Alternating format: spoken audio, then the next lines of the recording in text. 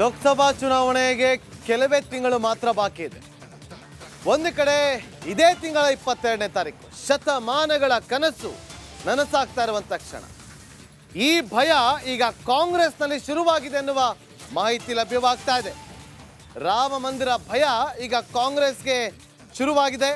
ಹೊಸ ವರ್ಷದ ಬಳಿಕ ಫುಲ್ ಆಕ್ಟಿವ್ ಆಗಿರುವಂತ ಕಾಂಗ್ರೆಸ್ ಪಾಳೆಯ ಲೋಕಸಭಾ ಚುನಾವಣೆಯನ್ನು ಗೆಲ್ಲೋದಕ್ಕೆ ಹಲವು ಕಾರ್ಯತಂತ್ರಗಳು ಜೋರಾಗಿ ನಡೀತಾ ಇದೆ.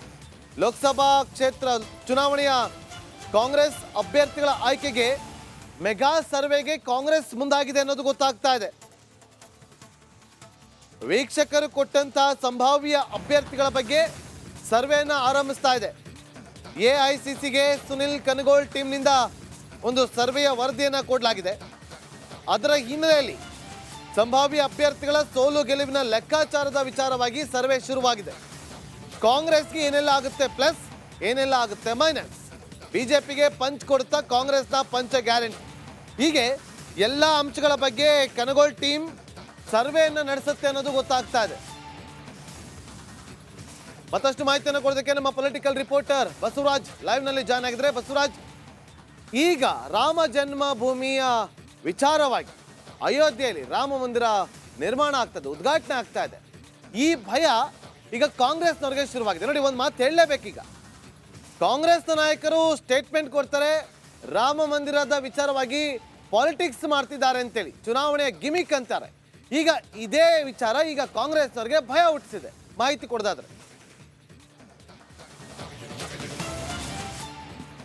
ಖಂಡಿತ ನಾಗೇಂದ್ರ, ರಾಮ ಜನ್ಮಭೂಮಿ ವಿಚಾರ ಯಾವತ್ತೂ ಕೂಡ ರಾಜಕೀಯ ವಸ್ತುವಾಗಿ ಈಗಾಗಲೇ ಬದಲಾಗಿದೆ. ಅದನ್ನು ಈಗ ಮಂದಿರ ಉದ್ಘಾಟನೆ ಆಗ್ತಾ ಇದೆ. ಈ ಸಂದರ್ಭದಲ್ಲಿ ಸಾಕಷ್ಟು ರಾಜಕೀಯಗಳು ನಡೀತಾ ಇದ್ದಾವೆ.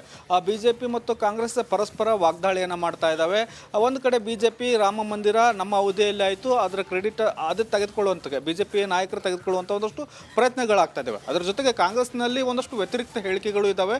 ಯಾಕಂದರೆ ಒಂದಷ್ಟು ನಾಯಕರು ರಾಮ ಜನ್ಮಭೂಮಿ ಪರವಾಗಿ ಮತ್ತು ಆ ಮಂದಿರದ ಪರವಾಗಿ ಮಾತನಾಡಿದರೆ, ಇನ್ನು ಕೆಲವರು ಆ ಮಂದಿರ ಯಾಕೆ ಈಗ ನಿರ್ಮಾಣ ಆಗಬೇಕಾಗಿತ್ತು, ಆ ಭೂಮಿ ಆ ಜಾಗವನ್ನು ಅಷ್ಟು ಹಣವನ್ನು ಬಡವರ ಉದ್ಧಾರಕ್ಕಾಗಿ ಖರ್ಚು ಮಾಡಬೇಕಾಗಿತ್ತು ಅನ್ನೋಂಥ ಒಂದಷ್ಟು ವ್ಯತಿರಿಕ್ತ ಹೇಳಿಕೆಗಳು ಅಂದಿನಿಂದ ಇಂದಿನವರೆಗೂ ಇದ್ದೇ ಇದ್ದಾವೆ. ಅದರ ಜೊತೆಗೆ 2024 ಲೋಕಸಭಾ ಚುನಾವಣೆ ಏನಿದೆ, ಈಗ ಬರ್ತಕ್ಕಂಥ ಚುನಾವಣೆ ಸಾಕಷ್ಟು ಪರಿಣಾಮವನ್ನು ಈ ರಾಮ ಮಂದಿರ ಬೀರ್ತಕ್ಕಂತಹ ಕೆಲಸಗಳು ಆಗ್ತಾ ಇದ್ದಾವೆ. ಹಾಗಾಗಿ ಕಾಂಗ್ರೆಸ್ನಲ್ಲಿ ಒಂದಷ್ಟು ಲೆಕ್ಕಾಚಾರಗಳು ಕೂಡ ನಡೀತಾ ಇದ್ದಾವೆ.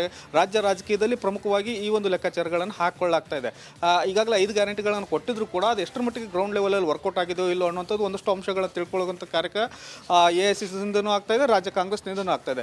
ಈ ಜನವರಿ ಮೊದಲ ವಾರದಿಂದ ಈ ಸಂಭಾವ್ಯ ಅಭ್ಯರ್ಥಿಗಳ ಪಟ್ಟಿ ಅಭ್ಯರ್ಥಿಗಳನ್ನು ಫೈನಲ್ ಮಾಡೋಕ್ಕೆ 3 ಹೆಸರುಗಳನ್ನು ಈಗಾಗಲೇ ವೀಕ್ಷಕರು ಕಳಿಸಿದ್ದಾರೆ.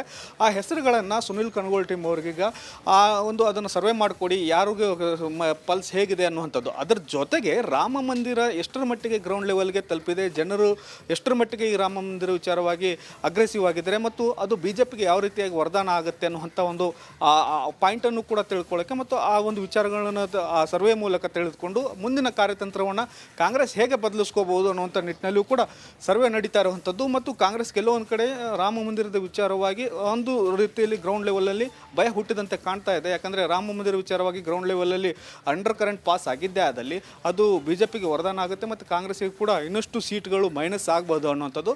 ಹಾಗಾಗಿ ಅದನ್ನು ಕೂಡ ಸರ್ವೆ ಮೂಲಕ ಮಾಹಿತಿಯನ್ನು ತಿಳ್ಕೊಳ್ಳುವಂಥ ಕಾರ್ಯ ಈಗ ಆಗ್ತಾ ಇದೆ.